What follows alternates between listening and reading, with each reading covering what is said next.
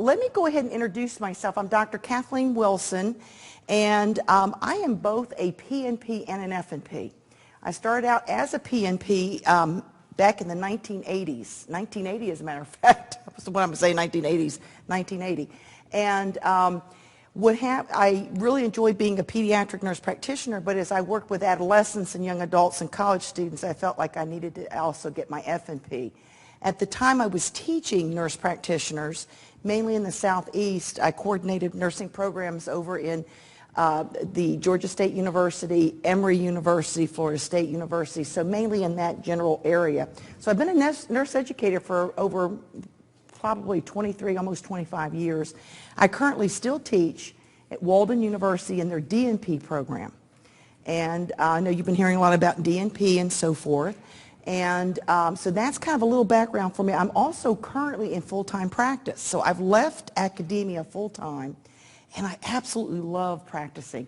I come home every day, my husband says, "What is it that you learned today?" I learn something every single day from my patients, and that's what's really exciting about being a nurse practitioner. So I'm going to share with you today everything you need to be reviewed on in terms of pediatrics, okay? So it's going to be a pretty full day, okay? You can imagine. Growth and development, all the developmental issues that we have to look at, health promotion, and then all the system issues. I'm going to go through and show you how we're going to organize ourselves. I wanted to just also tell you that I'm in a very busy practice, so I see children and adults. I kind of say womb to tomb, really, and that's what I do. I see them across the board. And so that, keeps me, learning something every single day. I have the opportunity to come do these classes with Dr. Barkley and his program, and we enjoy meeting students from all over the country. In Florida, one of the positions I had was working for the Department of Health, Children's Medical Services. Are you familiar with that? That's the title.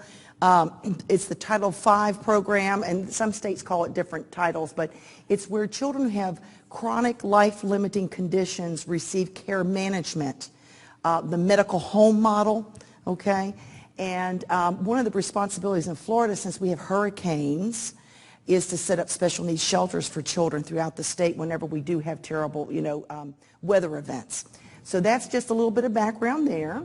And what I'm going to do is to share with you this course, both for those of you who are going to be taking it for certification purposes in terms of passing an exam, which is really going to be one of my main goals to make sure that you are going to be successful. We have a very high success rate in our program.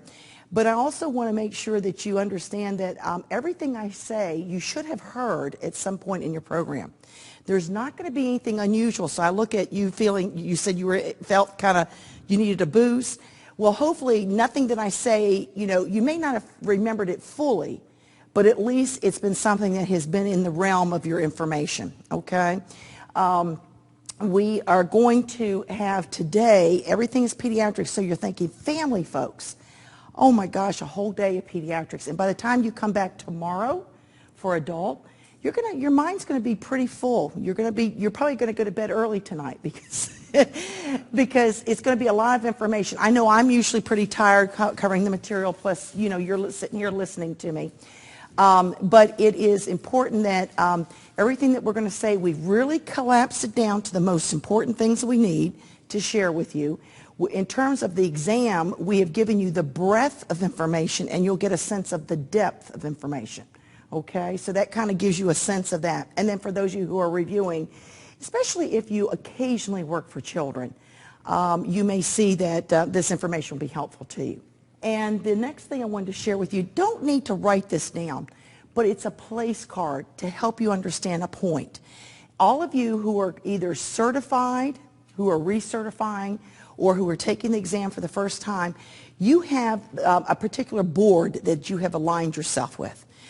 For myself, I am triple certified. I have 3 certifications. Can you imagine keeping up 3 certifications? Can you imagine? So anyways, what happens is when you go to that particular board, and it may be ANCC, it may be AANP, or PNCB for pediatrics, whatever you go to that site, it will lay out for you a blueprint. as to how the exam is set up for you.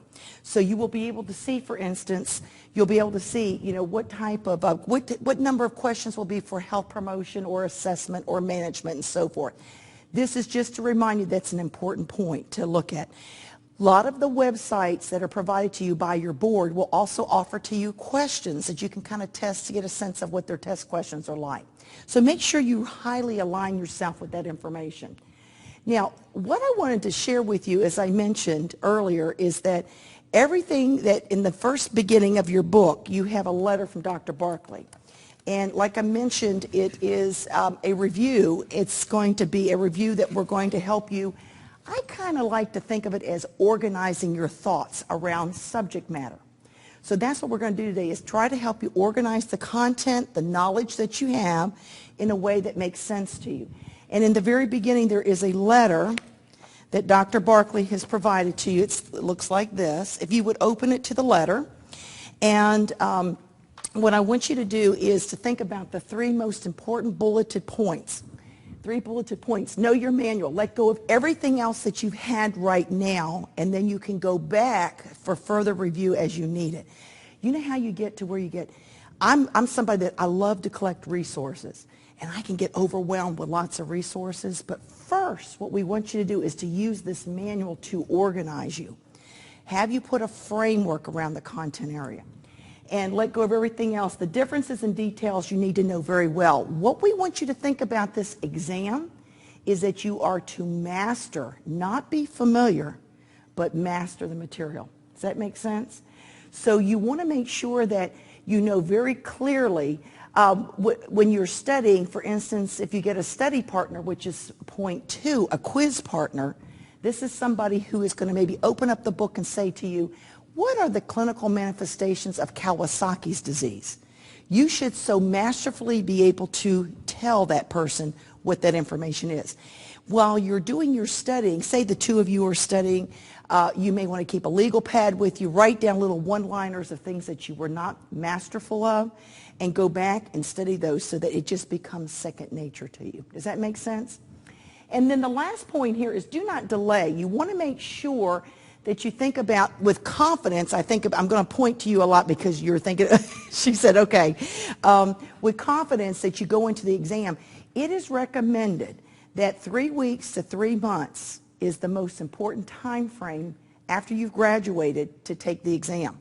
The reason for that is they've done studies on the rigor and the routine and the discipline that you've had while you've been studying. And I know some of you are here getting recertification, but you've been in the rigor of practice, or you've been, you've been mastering information. So think about this. If you are going to sit for the exam, what is your personal time frame that you feel confident to go in and do that? And you want to make sure that this is a time that you go in very well rested. This is not the time that you actually go in where you've started eating different types of foods and changed your diet, and you're going to upset your GI tract and all that kind of stuff. Everything needs to be very simple and very calm. Anybody in here taking the exam in the very near future? You are? A couple of you are? So in a couple of weeks, or in a couple of weeks? Next Friday. Okay, so you're really in the zone, right? The zone, what I mean by that is, one of the best things to be thinking about in taking the exam is to be well rested. I cannot tell you how many times just looking at one term in the stem of a question will completely redirect your answer. It may be the only answer because of that one term, but you may see other things about that situation that could be appropriate in general sense. Does that make sense to you? And at the back of the pediatric content, there are going to be some questions that you can use on your own study to see where you are in terms of your practice questions, okay? So this is pretty important here, if you would think about these 3 points. Now, you're probably wondering, what is this pink pig? Okay. I brought the pink pig with me because I'm over from anybody from Atlanta know about the pink pig ride in Atlanta? Nobody here know about that? Okay. There is, at the holidays, at the Lenox Mall, that's a real famous mall in Atlanta. You familiar with Lenox Mall? She is. Lenox Mall is where they bring out the Christmas tree, and they put the Christmas tree on top of the mall, and all the Atlantans get excited about it and everything. Well, anyways, they have a ride called the Pink Pig. Are you familiar with that? The Pink Pig. Okay? Because when I was at Emory, the students used to get excited about it. There's a legacy of Atlantans that get very excited. Families, grandmas and parents and kids get excited about it. They buy a $1 ticket and ride the Pink Pig. But the reason I bring it is because when the notice comes out in the paper, the Pink Pig is coming, everybody takes notice. So I thought this would be kind of fun for us to talk about things that I want you to take note of when we go through this content. So when I raise the Pink Pig, or when I say Pink Pig, for those who are listening to the tape, that means this is a highly important content area. Okay, does that make sense to you? So we got to have some fun with this. All right. So now we're going to think about how are we going to progress throughout the day. We're going to have 3 sections. And again, remember I told you this is all about organizing the material. So the first section we're going to go over health promotion, which is general information, health promotion. And I think in the very beginning of your material there should be a list of the chapters we're going to cover. Do you see how that's organized there? And my pages may be a little different off of yours because I have a faculty manual, but you'll see health promotion covers 3 chapters: growth and development, immunizations, and genetics. All of those are going to be very important foundational chapters to help you prepare for anything across the pediatric age range. Then we're going to do developmental stages. And what are the 5 developmental stages? Think about them. You've got prenatal or perinatal, perinatal. We do talk about prenatal, which I'm going to ask you a question about that in a minute. Infancy, toddler, preschool, school age, and adolescence. So we're going to go through all of those. And you know what's going to be big with that area, that whole section? Well child checks. And what do we do to expect when parents should bring the child back in? What are you looking for in terms of anticipatory guidance and health promotion? We then are going to go into a section that's fairly large called the systems issues. And this is where we're going to go into all the different systems, starting with cardiovascular, ending up with GYN, where we're going to look at unique conditions that are going to have topical areas that you need to be aware of, okay? So that's how we're going to progress. And I'd like to set the stage with the first kind of a general question for all of you to think about. I want you to think about, of all the developmental stages, what 3 demonstrate the most profound and dramatic changes in growth and development? Think about that. And for the purposes of taping, let me just share with you, but as you're thinking about that in the back of your mind, let folks kind of gravitate towards adolescence. They think, wow, adolescence, that's a hugely dramatic period of time when teenagers are going through dramatic physical changes and emotional changes, right? It's also the largest period of time. So that's where it is going to be very profound.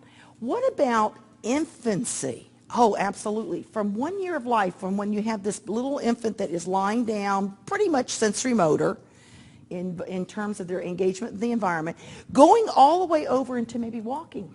That's pretty awesome, isn't it? And then the other stage that a lot of folks kind of think about, but is so impactful, is prenatal. Prenatal because in that 9 months in utero, all the differentiation and the organ development and everything, and that period of time will affect the first 3 years of a pediatric period of a child's life, because we're looking for the acquisition of milestones. So that's going to be very important in terms of your history. Now, I want you to think about this. Some of you work with adults. I have a patient that's 103, and I see newborns. So you know there's a lot of vulnerabilities, a lot of similarities, and so forth. But in pediatrics, we expect everything to be on an increase. Everything's growing, right? It's when the child doesn't grow as expected that you then are concerned. So even though I didn't say toddler, preschool, and school age, they are still increasing in all of their, physical traits and things like this. It's just that they're not as dramatic as these 3 areas. And I want you to think about this for the exam. When you go to these questions, you think about these types of this information that will help you put this into perspective, okay? So that's where we're going to start off with, and kind of thinking about the first section. I'm going to start you off with growth and development. And the growth and development chapter is probably the most important chapter. As I'm pulling it up, I want to share with you that one thing that I would like to share is a little piece of information to prepare you for the test.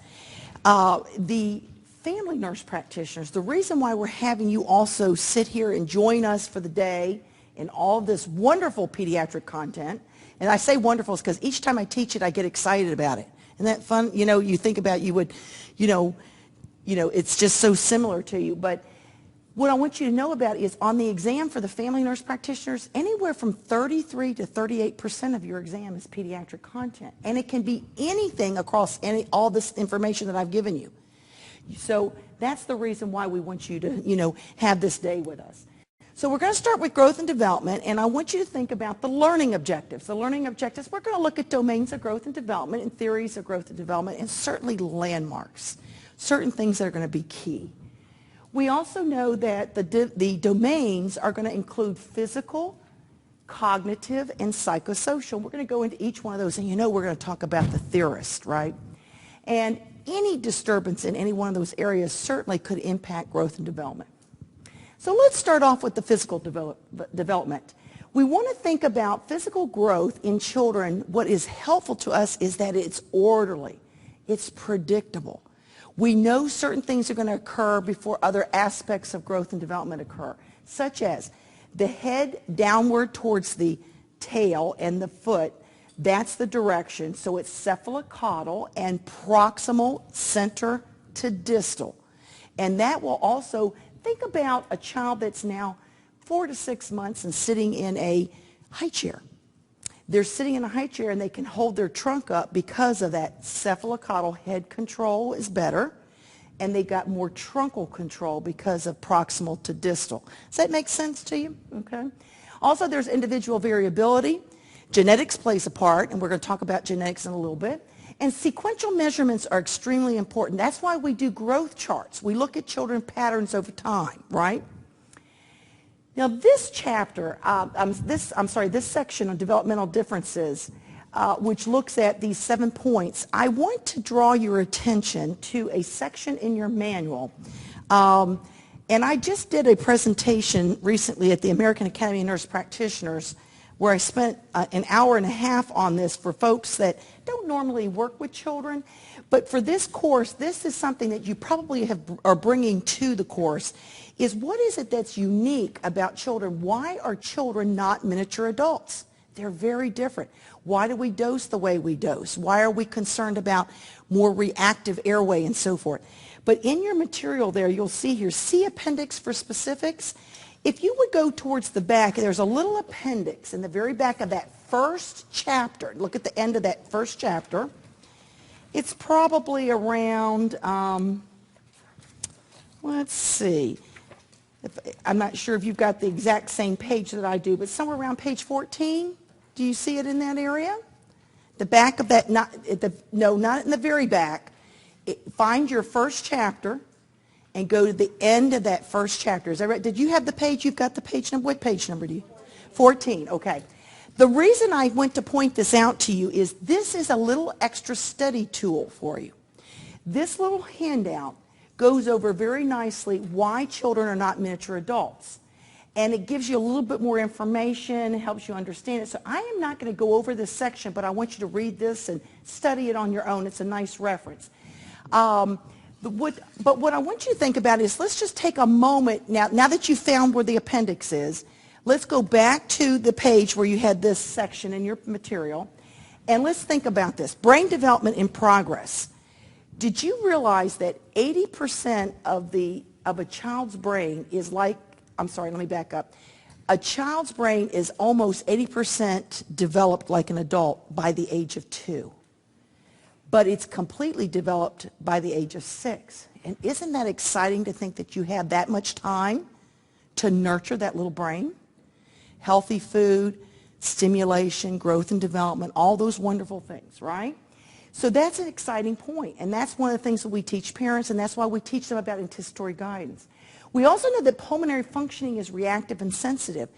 That is important to know because children are usually, young children are low to the ground. A lot of things like different gases, like if you're in an area where you've had fires, like Colorado, we've been hearing about fires in Colorado. Those gases from the fires drop, they're heavier than oxygen. They go low to the ground. Children breathe faster and more reactive, so they develop what? More respiratory disorders. They get bronchiolitis, they get asthma, so on and so forth. So that's one of the reasons why you want to think about how important that is. Increased metabolic rate. Oh my goodness. That ties into how we dose children, right? Because if their metabolic rate is more rapid, certain medications have to be redosed because of that metabolic rate. We also know that decreased blood volume could also lead to what? Hypovolemia. In certain situations where blood loss may be a concern. They have an immature renal system, an immature anatomic nervous system, and their primary reflexes are present. What that means is while their nerves are myelinizing, they're getting myelinization, part of the nervous system development, most of their reflexes are sensory motor. Okay, so they are very engaged in their environment in terms of, temperature and wet, dry, things like that. So just take a moment when you're studying to go back over that, because sometimes that'll help you when you get a question. You got to go back and think about physiologically what this means, okay? Now, nutrition factors, oh my goodness, pink pig, okay. This is a very important topic. Caloric requirements are age dependent. It's important to know, if you look at this chart up here, up to about, say, a child who's under 6 months, they need about 120 kilocalories per kilogram per day. But by about 1, we drop it down to 100. And then you can see here, school agers, 100 to 70, but adolescents need 45. And guess how much you need? About 30 to 32. So what this is telling us is the smallest individual needs the most calories. Does that make sense? Okay. Higher metabolic rate, very important. We also know that it's important to think about how we're going to think about nutritional support. Well, the American Academy of Pediatrics and the World Health Organization do advocate for what? Breastfeeding. It's the most pure of all nutritional supplementation and so forth. So we think about at least for 6 months, if not for the first year of life. And we know that the rationale, it's very nicely laid out for your material in your manual there. You see what it says about the adequacy of breast milk and so forth? It is so helpful in terms of what? It's the perfect food. It helps with antibodies.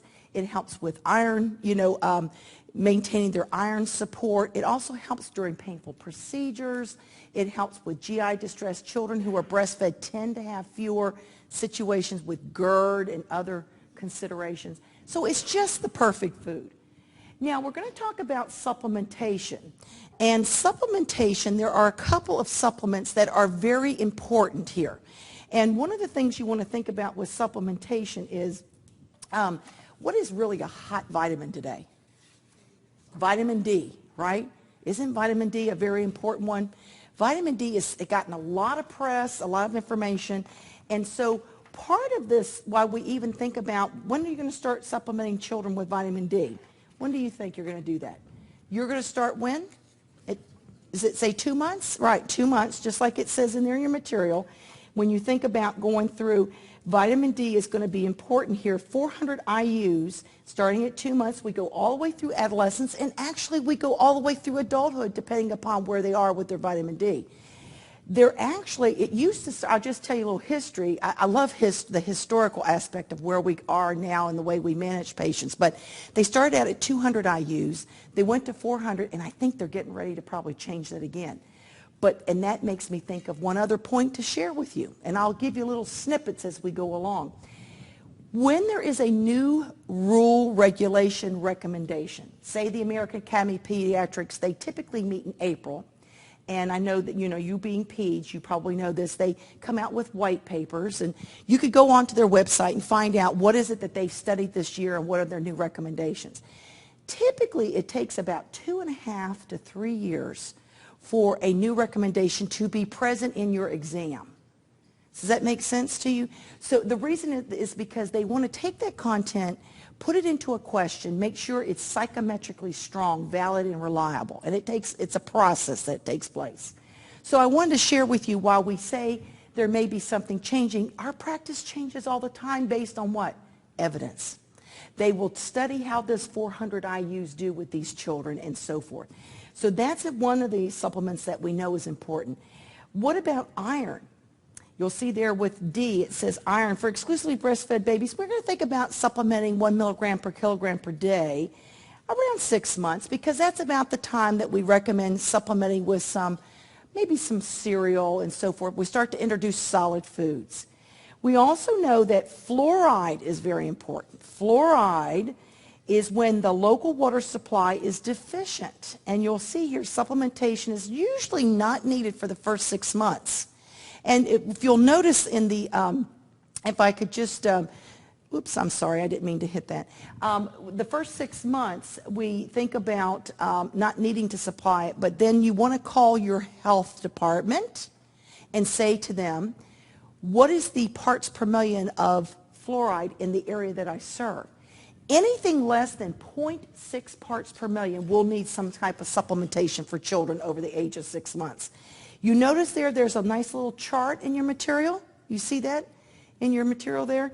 So you want to think about that chart will help you understand how to supplement. They typically don't ask at a certain age how much are you going to be giving them. Mainly they want you to know that at 0.6 parts per million, because you want to go ahead and think that the fluoride is going to help with the dentin and the formation of the tooth and so forth. In a few moments, we're going to talk about tooth eruption and when that occurs. And so think about this. When does the baby's first tooth typically come up on an average? 6 months. So that's why they say you don't need it until 6 months. So you see how you kind of put that together. The other point of interest that I want to point out to you is to make sure that you are having a baby that's adequate. See if it says adequacy? Look at on your material, on your page there, number where it says number 3, if you'll go to B, adequate nutrition confirmed by weight gain. I think it's a very important topic there, that 30 grams per day, about an ounce a day for the first 3 months is important. So I would say that's a pink pig, okay? That's an important concept. That way you know that that baby is thriving, getting enough nutrition, okay? Very good. So then we're going to move to the next section, and here's another pink pig area, weight gain progression. We know that they lose about 10% of their weight. Typically, it's regained 7 to 14 days, doubles by 5, triples by 1 year, and quadruples by 2 years. So there you go. You see how this child begins to do what? Begins to gain weight, thrive, and so forth. I know that occasionally they have done a question or two where they'll give you a birth weight, and then they'll say the child is now, they'll give you a birth weight, and they'll say now he's 1, and how much do you expect him to weigh? You could figure that out. And another little sidebar, if I could share with you. When you go in to take the exam, typically you are given a sheet of paper, 2 pencils, and you can do any figuring that you need to do on that paper, okay? So you have an opportunity to do that. So let's go to the next section, and this is tooth eruption. They love teeth on the exam, okay? Pink pig. Boy, you can see how this whole chapter is almost a whole pink pig, right? They love to know this. And the thing I want you to think about is I personally am not a real good memorizer, so I have to have little things to help me think about it. But I think about teeth. There's 2 periods of time that teeth are highlighted. One is at 6 months, because that's typically when the first tooth erupts. And the other time for your what? Primary teeth. And then permanent teeth are going to be, I'm going to just go to the next, 6 years, okay? So you want to think about those 2 time frames. Now, you can memorize this if you want to, but you're probably going to forget it, you know what I'm saying, when you go on. So let's think about some things that help you to remember this information. Oftentimes we think about how children's teeth develop, typically in the area of, I like to think about here, mandible first, then maxillary. So if you're having your incisors come in, which are your central teeth, and you have central and lateral, right? Central and lateral. Typically, it will be on the mandible, then the maxillary. Bottom area, then the maxillary. That's usually how the progression is. So it's usually in this manner: incisors, then cuspids, then molars. And one way you might want to think about this is, come little children, munch meat. CLC, CLC, MM is the way that you progress it, okay? So some little tips for you, okay? Very good. I have another little sidebar that I wanted to share with you. Did you notice I said average? Did you know I said average child? That is very important. You always have to think about bringing in to your exam the child that is the average child. I was telling somebody earlier that I'm getting ready to have my 8th grandchild in September. I'm blessed with soon to be 8 grandchildren. It's going to be 5 granddaughters and 3 grandsons. Isn't that wonderful? And my oldest granddaughter, who just turned 8, can you imagine? They're all little, so you can imagine how busy I am. So I just was at her birthday, and she was always precocious. So if I took her to the exam in my mind, I might not get the answers correct. You have to bring the average child to the exam, okay? All right, so there we go. Let's talk about cognitive domain. This is how kids think. And they really are something else when they're thinking, aren't they? Some of the things they say. So we know that it's the time of developing from infant to adolescent. And who is the main theorist? Good old Piaget. You know it. You're going to have Piaget. That's a pink pig, okay? And so when you think about it, Jean Piaget broke down his sensory-motor theory, his cognitive theory into different sections. And the first section, as I started to say, sensory-motor, is that birth to 2 years. And look what you see. This is a child who has reflexes that are inborn, reflexes to the environment. So when I think about that, I think sensory-motor. For instance, if they're hurt or cold or wet, they're reacting to the environment. Does that make sense to you? Sensory abilities do increase. This is a time of trial and error learning and simple problem solving. So even though they're little infants, little neonates, they still are having problem solving during this time frame. Object permanence is typically around 8 to 9 months. And when you think about if you have a yellow marker, one of those yellow markers that were given to you, the yellow marker, if you went and hid it behind a box and you had a little 8 or 9 month old baby with you, they're going to go looking for it, because that's where they have object permanence, and that's part of their problem solving. Now let's go on to the next 2 stages. And what I want to point out to you is that preoperational is a term that is used for both the 2 to 4-year-old and the 4 to 7-year-old. But the preoperational for the youngest child is really pretty much preconceptual, which means they can only focus on one thing at a time. They develop intuitive thought, and they have problems sometimes really distinguishing fact from fantasy. We also know preoperational intuitive thinking for that 4 to 7-year-old. This is when, think about a 4 or 5, 6-year-old. This is when they know, this is when causation takes place, right? It starts to initiate. They know that if they climb up on that cabinet and get into the cookie box, they're going to get into trouble. Concrete thinkers, who is that? That is your school ager, right? 7 to 11. They're capable of logical thought, logical operations. What does that mean, logical operations? As an example, school agers do a lot of things like school projects, science projects, and that takes some mathematical skills. You know, they can categorize things, classify things, and so forth. That's what that means. When you think about the teenager, this is formal operational thought, and this is where they have the beginnings of abstract thinking, more complex solving, and also logical conclusions. Now, Pink Pig, I have known that it has been shared with us from students. They have shared with us that they've seen these 2 terms on here, logical operations to logical conclusions. They're different. A teenager who is abstract thinking can conclude based on what is before them in terms of decisions, right? So that's the difference. So one is just having the operational aspects, and one is having the conclusion aspect. Just take note of that. Now let's get into the psychosocial domain. And you know, the 2 theorists that come to mind is Erickson, which has been known to be on the exam, and also Sigmund Freud. And we're going to take a little journey, look at each of them. Erickson is the theorist who's actually studied under Anna Freud, if you'll remember that from your theory classes. And he looked at the stages all the way through and looked at each stage there's a crisis. And from the crisis there's growth to move on to the next stage.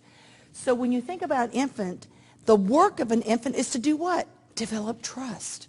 Trust comes from their interaction with their caretaker. Otherwise, they're mistrustful. And you think about toddlers are trying to become autonomous versus shame and doubt. Your preschoolers are taking initiative. Remember, they're starting to venture out and so forth. This is preschool. So school-agers, they're pretty industrious, and if they're not having it, if they're not like out trying to please adults, their coach, their teacher, and so forth, then they may feel inferior. And then adolescents, they're trying to figure out who they are. Isn't that right? Isn't that how you remember that? So we think about those are important. And then we got Sigmund Freud, and he is the one that looks at the psychosexual aspect of psychosocial development. He has those three stages, the id, the ego, and a superego. And you probably remember that the id is the pleasure principle. And during that time frame, with an infant, let's think about this, pleasure principle. First 6 months, they're really nursing, they're breastfeeding, and so forth. That's very passive, oral, pleasurable kind of support. Then you start thinking about when their teeth come in. There's orally aggressive, and by chewing on something, that gives them some pleasure because it's relieving that discomfort that they have. When you think about ego, reality, self-interest, this is really getting into your preschool period, and then your superego is getting into where they're thinking about morality and their consciousness. They're making better decisions based on what? And taking initiative. They're having more of a moral conscious, thinking about moving from that preschool to school age period. Do you remember the stages? The stages are infancy, oral stage, and that includes, again, just as a reminder, birth to 6 months orally passive and 7 to 18 orally aggressive. So when you have a child that's biting, sometimes that's tied into this theory as to why they're doing that is because they're getting pleasure from their teeth are hurting and so forth. Toddler anal stage preschool is the phallic stage. You remember the Oedipal complex? O-E-D-I-P-A-L. Do y'all remember that? That's where the child who is a preschooler, say a male, identifies with the parent of the opposite sex. Okay? Had a child one time that I was visiting who his mother had just had a baby. She was breastfeeding, and he said to me he had to go breastfeed his baby. So he had me walk with him back to the room. How the mothers sometimes will leave the room and go do that, or they'll cover up. Well, he left the room, and he took his little doll, and he lifted his shirt and put the baby to his breast. I know that, you know what I'm saying? I know you probably have your own stories and things like that, but that was really signifying that. And then we think about school age. Not a lot's going on, so it's pretty much a latency phase. And adolescence is the genital stage. That's very stormy and very engaging in terms of how they either align with their peers and so forth, you know. So we're going to talk a lot more about each of those later. Now, growth and development landmarks. What we want to think about this is individual stages of growth and development. There are certain landmarks that we have to use. For instance, we used to provide you a way to kind of remember, and more it would be on the pediatric exam, where you might have to adjust for a preemie, like when you're doing certain assessments like Denver and so forth, because preemies have to have time to catch up to be considered comparable to a child who was not premature. But we haven't really been hearing even on the pediatric exam or certainly not on the family exam that you have to actually do the figuring. But we want you to know there will be times that you may have to correct age for preemies. We also know that correct gestational age, the adjustment for the preemie really takes place up to about 2 years. We give them about 2 solid years to do that. Growth parameters, we got growth charts. We also have height, weight, head circumference. We're going to talk about all that through the well-child visits, sequential measurements. Any child that crosses multiple percentile lines. For example, I think about foster care children sometimes.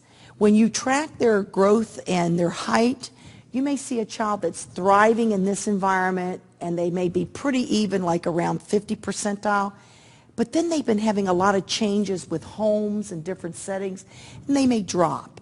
And then they come up. So a child like that, you want to look and see, why are they doing that? Are they stressed emotionally? Are they getting the nutritional needs met and so forth? We also know that growth parameters include BMI. And we have BMI, we have little calculators and things like this that we can use. There's the formula that you can also rely on. Bone age, we look at x-rays of tarsals, carpals to determine the extent of their ossification. We also know that one of our measures is the cognitive aspect. Standardized IQ tests. We never rely on one. It's usually going to be at least two, if not a battery of exams. And we also want to think about toy play and language-based assessments are dependent upon mental age. Think about children that you've had in your practice lately. Think about a child. Have you seen children that are 5, but they look like a 10, 11, 12-year-old by size?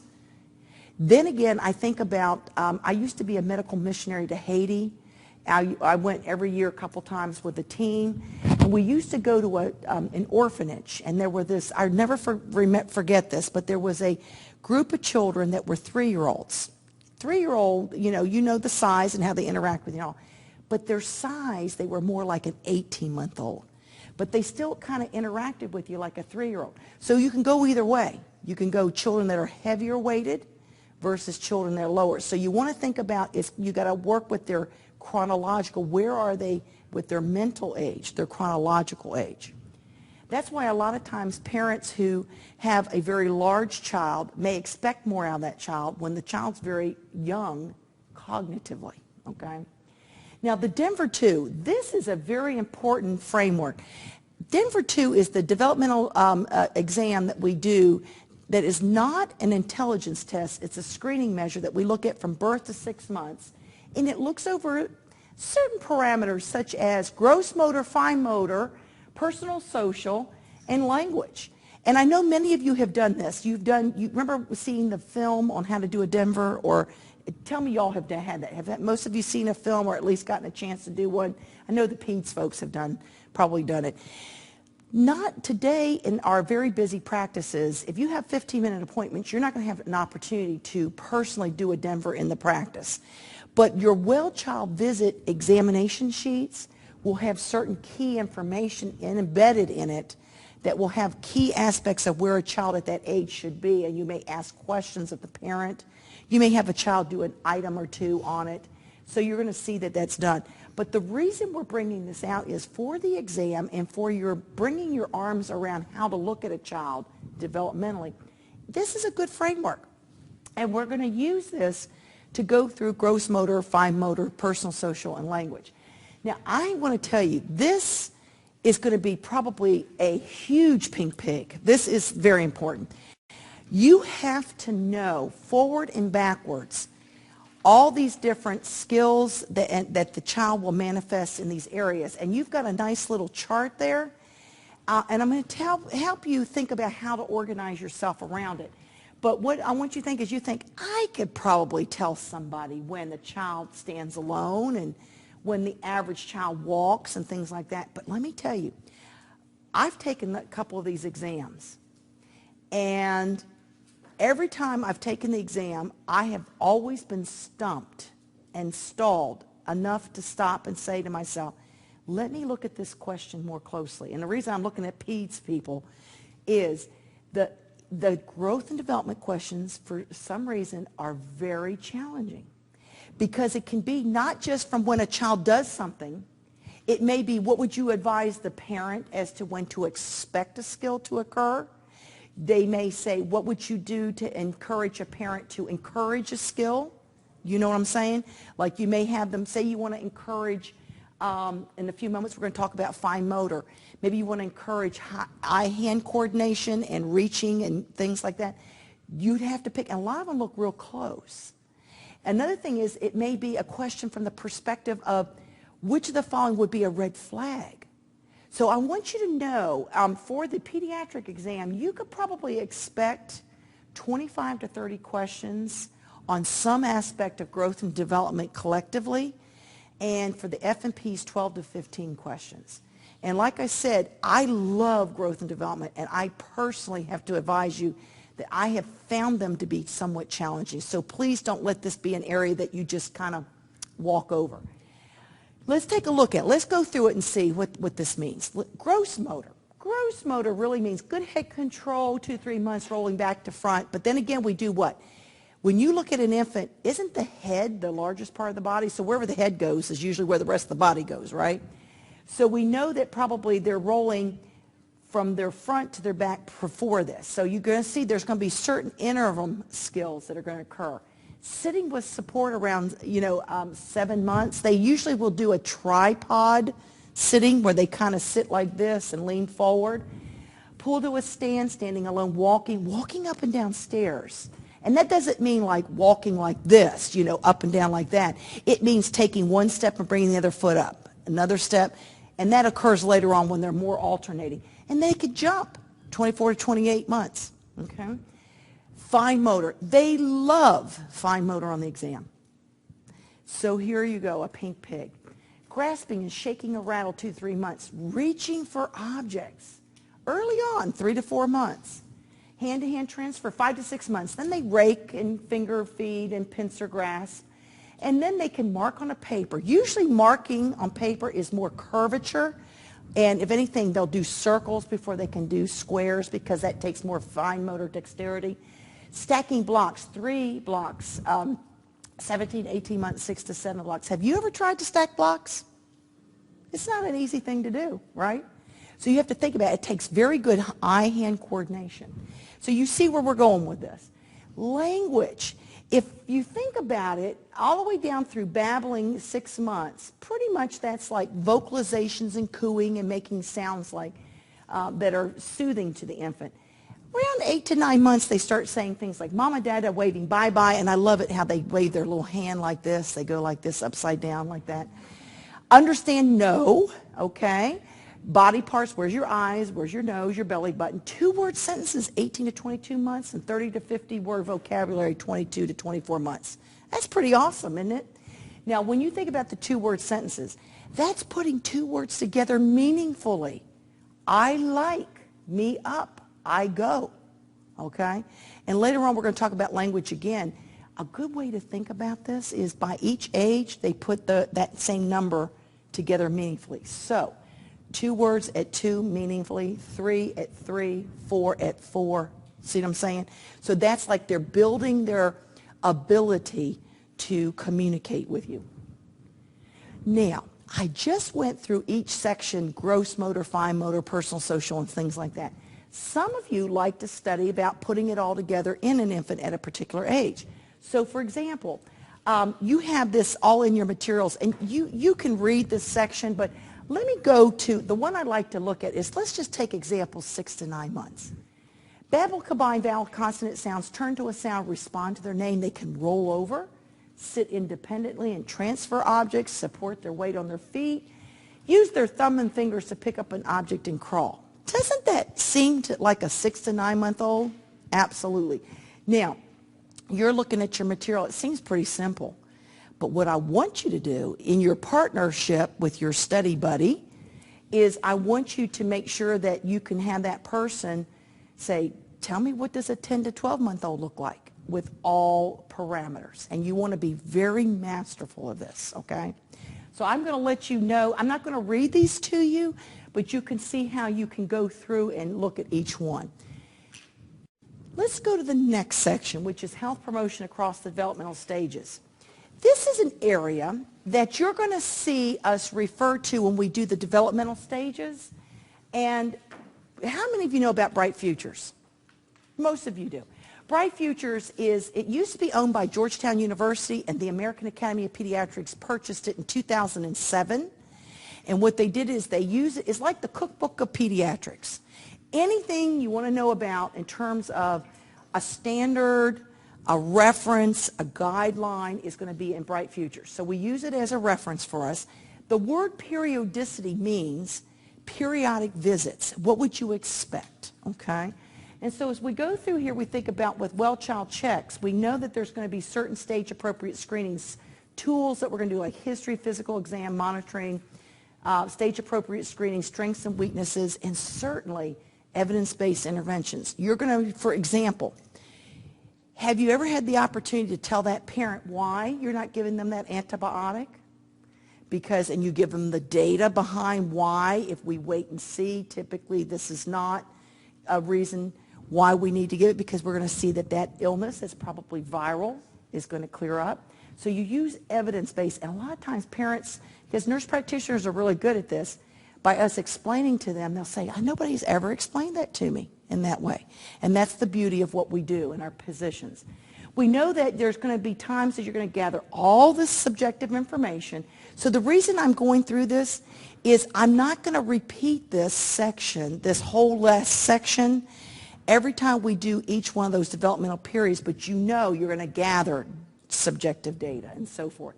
You also know objective data, your physical exam. You're going to use the Denver, up to about 6 as one of your guides. And there will be specific laboratory information you'll gather. We're going to talk about immunizations, illness management, anticipatory guidance. So all that's going to be a part of this. Now, I do know Pink Pig, at times, they like to ask questions about the interview. And you know, a lot of this is common sense. Who is present today? We know HIPAA has really re-guided us as to who we can have involved in the care of the child and information and so forth. You want to use cultural sensitivity, be a good listener. You want to think about being non-judgmental, talk at eye level, use play, non-threatening words, adequate time for responding. All of this, do a physical exam. Anything else you need to do in 15 minutes, right? Have you all ever been challenged? I see probably about 32 patients a day. That's a lot. And I'm in an internal medicine practice. So I see a lot of kids that are pretty sick. It's not just family practice. And you have to be very efficient with your time. So kind of thinking about all of this, they like to gravitate towards more questioning, interviewing adolescents. So when we get to the adolescent chapter, that's the one I want you to think about. There's going to be a section for every time you see it. I'm sorry, there's an area of your assessment with each child, each well-child visit, that you're going to look at injury prevention based on the child's age. Things like poison control, electrical exposure, gates to barricade unsafe areas. You know, I mean, the list can go on and on. Pool safety, crib safety, hot water safety, sun safety. I mean, all of these things are going to be information that you're going to cover with that parent.